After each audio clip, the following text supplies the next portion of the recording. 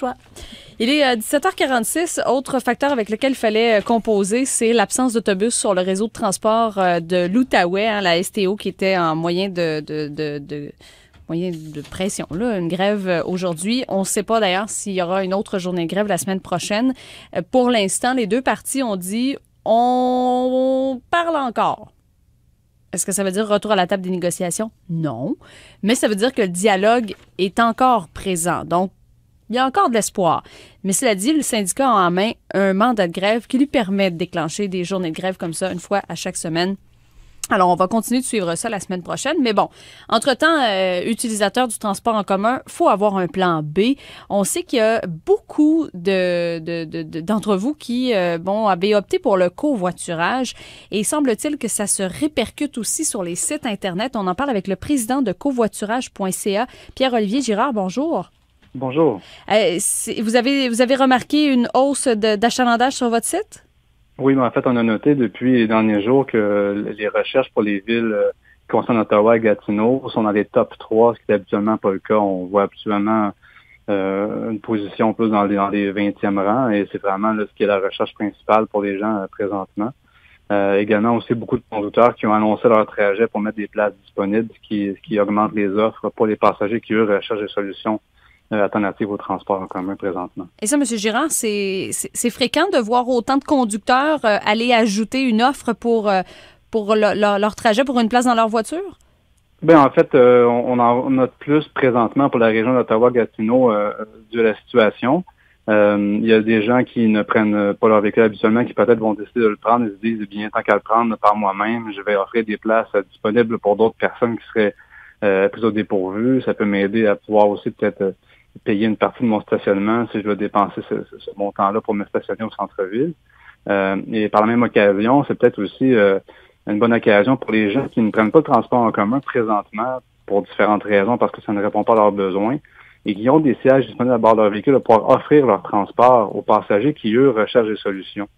Donc, ça pourrait être une occasion pour eux d'essayer le covoiturage et de se rendre utile à la communauté en général, pour bien servir les gens qui, eux, ont besoin là, ultimement de transport parce qu'ils n'ont pas de véhicule à la maison. Loin de moi l'idée de vous prêter des intentions de profiter de la situation, mais d'un autre côté, un site comme covoiturage.ca gagne à faire de la publicité au moment où il y a des conflits comme ce qu'on vit en ce moment en Outaouais, là. Bien, pour être bien franc, en fait, le covoiturage.ca n'a fait aucun revenu avec les usagers qui l'utilisent pour le covoiturage local ou courte distance.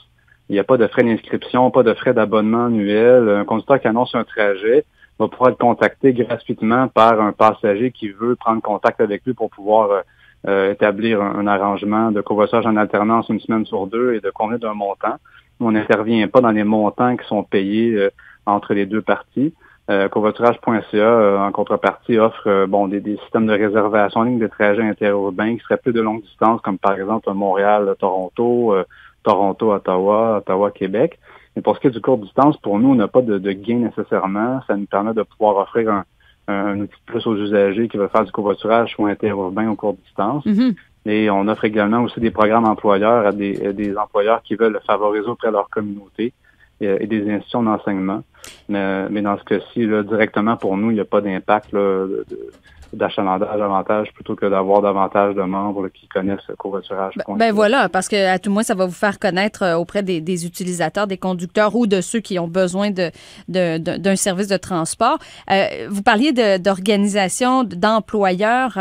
Lorsque vous avez appris qu'il allait y avoir un déclenchement de grève en Outaouais, est-ce que vous avez établi des communications avec divers employeurs dans la région? Bien, on a eu la chance de voir, surtout dans les articles de Radio-Canada, quelques employeurs qui étaient cités, notamment les organisations dans le domaine de l'éducation, université, cégep également aussi, commission scolaire, qui réitéraient le fait que les gens étaient quand même tenus de se présenter sur les lieux de travail, mais il n'y a pas vraiment d'options concrètes à offrir. On a donc fait une démarche en les contactant pour offrir juste une petite information de base en disant comment promouvoir le covoiturage en toute simplicité, sans leur proposer un programme complet. Et c'est ce qui amène un peu l'importance d'avoir des fois des solutions qui sont déjà mises en place par les employeurs au fil du temps. Donc, d'avoir un programme de covoiturage qui est déjà bien établi, ça peut amener une solution là qui est plus concrète lorsqu'on a besoin rapidement de favoriser un autre mode de transport alternatif à l'autobus. Donc, Oui, on aura transmis ces informations-là. Maintenant, on verra s'ils veulent le promouvoir ou instaurer des programmes plus concrets dans le futur. Donc, concrètement, vous avez eu des contacts avec qui?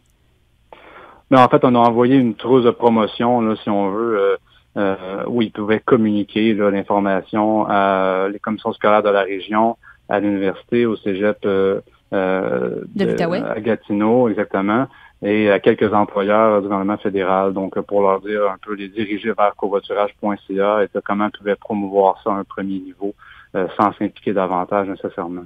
Avez-vous noté, outre ce qu'on vit en ce moment là, dans la région d'Ottawa-Gatineau, de ce conflit en lien avec le conflit de travail, est-ce que vous notez quand même une augmentation du covoiturage en général? Oui, en fait, le covoiturage est en constante croissance. Je vous dirais que malheureusement, ça suit la même courbe que la hausse du prix de l'essence. Donc, dès qu'il y a une hausse marquée du hausse du prix de l'essence au fil du temps, on dirait qu'il y a un intérêt davantage pour le covoiturage où les gens vont poser des gestes plus concrets, comme par exemple publier un trajet et établir des contacts réels entre le conducteur et le passager. Parce que réellement, ce qui fait la différence, c'est lorsque les gens dépensent davantage, soit pour se stationner ou pour mettre du carburant tous les mois dans leur véhicule. Mm-hmm. Et il faut dire aussi qu'une plateforme comme covoiturage.ca n'est pas responsable du moment où vous allez prendre place dans la voiture de quelqu'un d'autre. Non, on ne fait pas de transport de personnes, effectivement. On fournit plusieurs outils pour encadrer la sécurité, pour mettre en confiance les gens, notamment avec des statuts d'identité qui sont vérifiés auprès des conducteurs ou des passagers. Également, un passager qui peut voir une évaluation ou des commentaires reçus est fourni par d'autres passagers qui auraient fait des transports avec un conducteur en particulier. Également, un statut qui s'incrémente au fil de l'expérience que peut acquérir un conducteur qui offre plusieurs transports. Donc, c'est plusieurs outils qui encadrent le tout. Il est évident que c'est pas nous qui donnons le transport. On ne peut pas vraiment garantir ultimement qu'il y aura une personne au coin de la rue à attendre de passager.